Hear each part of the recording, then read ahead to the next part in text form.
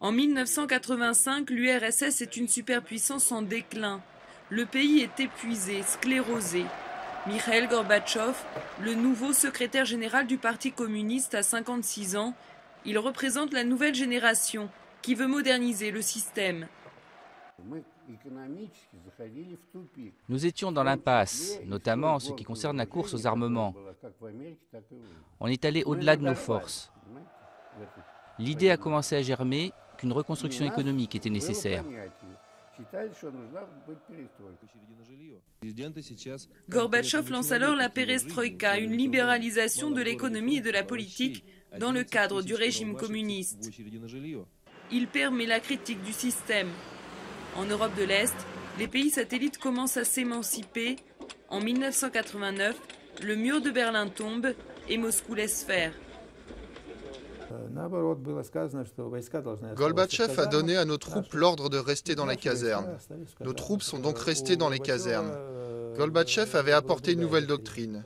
Il considérait que les peuples devaient pouvoir disposer d'eux-mêmes.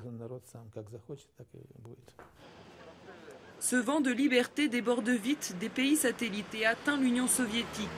Le Caucase se rebelle contre Moscou, les pays baltes suivent, la Lituanie déclare son indépendance.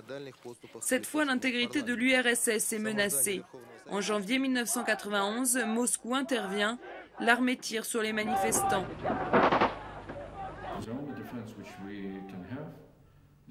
Notre seul moyen de défense, c'était nos citoyens.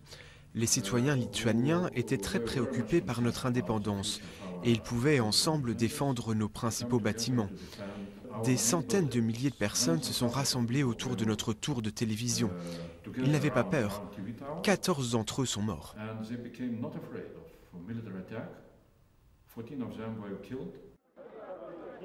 L'armée soviétique finit par se retirer. Un petit peuple non armé a fait reculer Moscou. Au printemps 1991, les démocrates continuent de gagner du terrain. Les conservateurs tentent alors un putsch et les chars entrent dans Moscou. Mais la population résiste et le coup d'État échoue.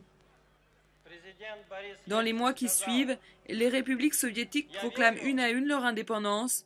Le 8 décembre, la Russie, l'Ukraine et le Bélarus proclament la fin de l'URSS. Le 25, Gorbatchev démissionne et le drapeau rouge est retiré du Kremlin.